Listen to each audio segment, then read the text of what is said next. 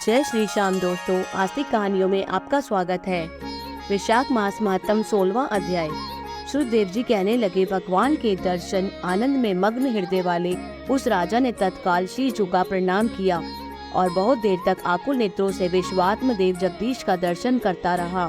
फिर चरण धोकर जल शेर पर धारण किया और बहुमूल्यवान आभूषण चंदनादि से पूजन करने लगा। धूप दीप फूल माला नैवेद्य और आत्मसमर्पण आदि से विष्णु भगवान को प्रसन्न कर बोला, हे निर्गुण विश्वमूर्ते, आपके चरणारविंद धन्य हैं। ये चरण शरणागतों के पाप दूर करने वाले हैं।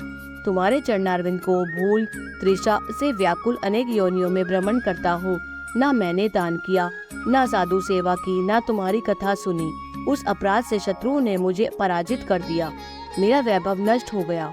तब मैं वन में गया। मेरे अपने गुरुओं के स्मरण करते ही गुरु ने आकर मेरी दीन दशा पर दया कर दुख से छुड़ाने का उपाय बताया।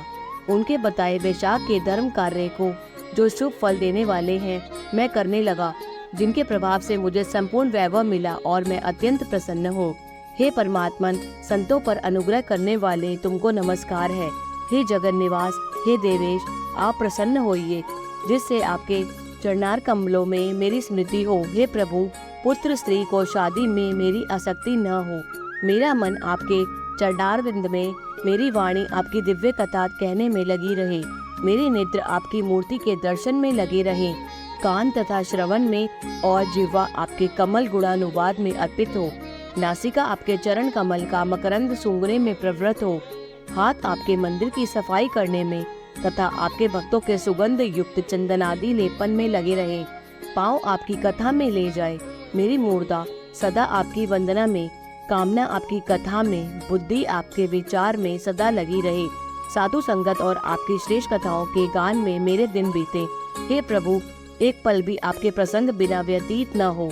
हे विष्णु, मैं संपूर्ण राज्य, पुत्र पौत्र आदि किसी की भी इच्छा नहीं करता हूँ।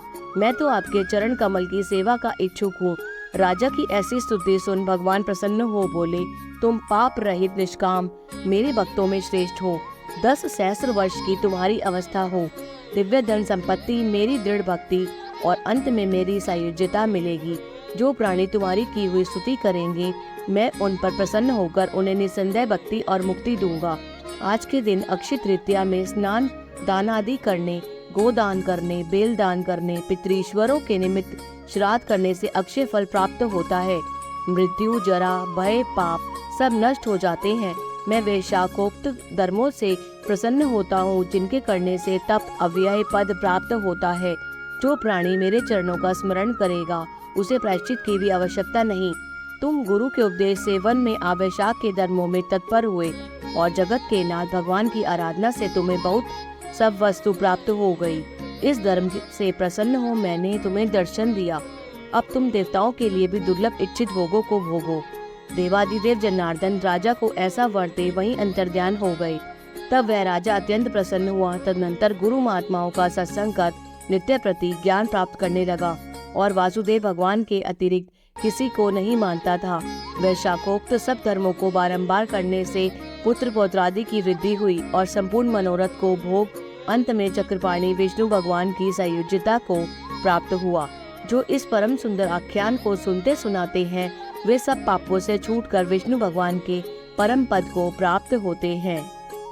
जय श्री श्याम।